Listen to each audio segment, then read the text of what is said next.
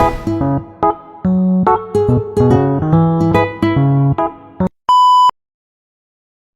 teman-teman, pada video kali ini kita akan membahas defisit anggaran. Di dalam APBN ada kondisi yang disebut defisit anggaran. Defisit terjadi saat biaya yang dikeluarkan negara lebih banyak dibandingkan uang masuk dalam satu tahun anggaran. Kondisi ini bisa saja muncul saat ada tambahan biaya untuk sekolah, layanan kesehatan, bantuan sosial, atau fasilitas umum. Nah, apakah defisit selalu berdampak negatif? Dalam kondisi tertentu, dana yang digunakan dapat membantu kegiatan ekonomi, memenuhi kebutuhan masyarakat, dan menunjang banyak layanan yang dibutuhkan. Namun, jumlahnya tetap harus diawasi dan dijaga dengan baik sebab jika jumlahnya terlalu besar, kondisi keuangan negara bisa ikut terdampak pada masa yang akan datang. Oleh sebab itu, jumlah defisit harus disesuaikan dengan kemampuan keuangan negara. Dengan pengelolaan yang baik, kebutuhan yang sudah masuk dalam anggaran tetap dapat dipenuhi sesuai tujuan. Jadi, defisit anggaran adalah kondisi saat biaya yang dikeluarkan negara lebih banyak dibandingkan pendapatan yang diterima. Kebijakan fiskal.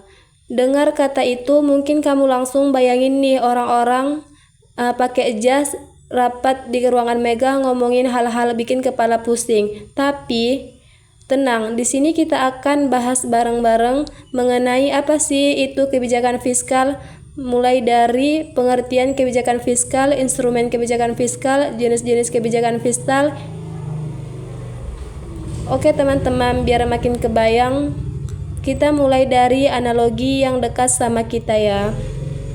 Coba deh bayangin, negara kita ini sebenarnya mirip banget kayak sebuah rumah tangga tapi persigian sekalian alias keluarga besar. Isinya ratusan juta orang dengan peran yang berbeda-beda. Ada yang jadi guru, ada yang jualan bakso, ada dokter, pengusaha, sampai mahasiswa atau pelajar kayak kita. Nah, logikanya, biar semua anggota keluarga di rumah besar ini bisa hidup dengan aman dan nyaman, kita pasti butuh fasilitas barang-barang. Kita butuh jalan raya yang mulus buat mobilitas, butuh sekolah yang layak buat belajar, butuh rumah sakit yang siap sedia, sampai jalan jaringan listrik dan air bersih yang lancar sampai ke rumah-rumah. Nah, dari situ muncul pertanyaan, fasilitas umum sebanyak itu dibangun pakai apa ya? Ya, betul, semuanya butuh dana yang nggak ada yang gratis. Disinilah peran pemerintah muncul sebagai kepala rumah tangga atau manajer bertugas mengelola keuangan tersebut. Pemerintah yang harus mikir keras dari mana pemerintah dari kita dan kemana dana itu harus dialokasikan secara adil biar rumah besar kita ini tidak mandat. Nah, dalam ilmu ekonomi, seni atau strategi pemerintah dalam mengatur pendapatan dan pengeluaran negara inilah yang secara akademis kita sebut sebagai kebijakan fiskal. Sekarang mungkin ada yang penasaran kalau pemerintah mau bangun jalan, sekolah, rumah sakit, bantuan sosial, bahkan bayar gaji guru dan tenaga kesehatan tuh uangnya sebenarnya dari mana aja sih? Jawabannya itu yaitu pajak.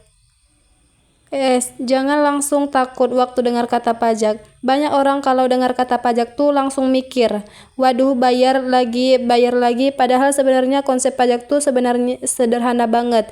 Coba bayangin kalian lagi di kelas, suatu hari ketua kelas bilang teman-teman spidol papan tulis kita habis. Yuk kita iuran 2.000 per orang karena semua ikut menyumbang sedikit, akhirnya terkumpul cukup uang untuk membeli spidol. Setelah itu kemudian dipakai bersama oleh seluruh siswa. Nah, pajak itu sebenarnya mirip seperti itu. Bedanya yang ikut iuran itu bukan satu kelas. Nah, jadi kita sudah belajar kalau pajak itu ibaratkan iuran bersama. Sekarang muncul nih pertanyaan yang menarik setelah uang pajaknya terkumpul. Sebenarnya uang itu dipakai untuk apa ya? Nah, jadi di sini peran penting pajak mulai terlihat. Uang yang dikumpulkan pemerintah tidak disimpan begitu saja, melainkan digunakan untuk membiayai berbagai kebutuhan. Ada pada bidang pendidikan, bidang kesehatan, dan ada pembangunan infrastruktur kita. Jadi, setiap kali kita melihat sekolah berdiri, jalan jembatan diperbaiki, rumah sakit melayani pasien atau masyarakat menerima bantuan, ada pajak di dalamnya nih. Dengan kata lain, pajak adalah cara kita bergotong royong. Indonesia keren bukan? Jadi karena uang yang dikelola negara itu jumlahnya sangat besar, tentu semuanya harus dicatat dan direncanakan dengan baik. Lalu bagaimana caranya? Yuk kita lanjut ke pembahasan berikutnya. Semua rencana keuangan negara itu ditulis di dalam satu dokumen penting namanya APBN. Anggaran pendapatan dan belanja negara. Di APBN tercatat pendapatan yang isinya perkiraan jumlah uang yang akan diterima pemerintah. Misalnya dari pajak, retribusi, hasil usaha milik negara, dan sumber pendapatan lainnya.